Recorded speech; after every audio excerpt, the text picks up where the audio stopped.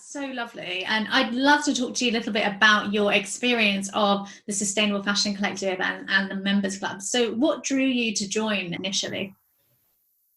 I don't even remember how I came across to you. Probably just Googled or something. And I remember I came to a few of your events you were doing in Marylebone, somewhere else in London. So it was nice talking to people. It was like one of my first networking events. I was so nervous, but now like I always look for opportunity. If I have childcare in house, I just go on Eventbrite and find somewhere to go for networking.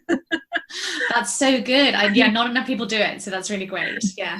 And then like we spoke. I spoke to you, I remember, as well, and became a member and was catching up on all the masterclasses that you had already there and trying to catch up on new ones, sometimes watching live videos, quite often just putting audio in my car when I'm driving like kids to school or from school or going to my production studio.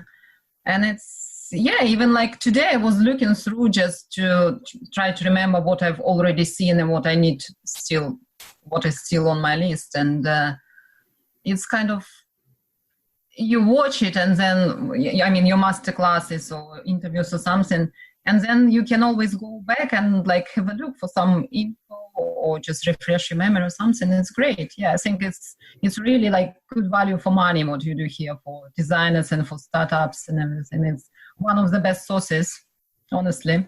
Oh, that's just so lovely. But I do recommend you to like other like fellow designers I meet along the way. And Oh, well, thank you so much. And I guess what would be any videos that you would recommend to somebody who is also maybe starting out or just about to launch? What have been some of the videos that stick out in your mind as ones that you really enjoyed or found really useful?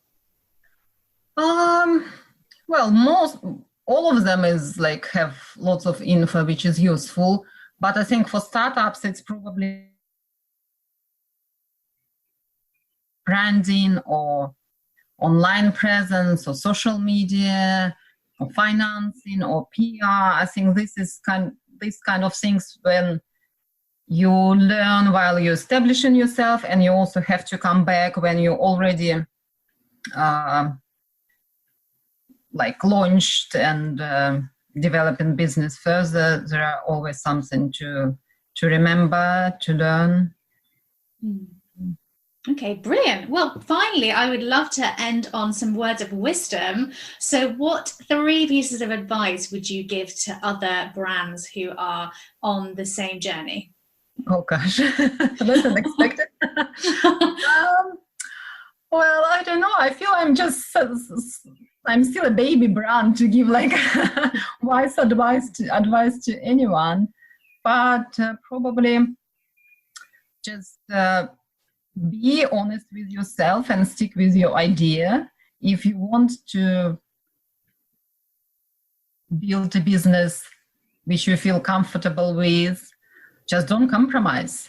I think if you think this is the right way, then go ahead and do it. Also, get as much help and advice as you can. I mean, masterclasses, networking events, everything.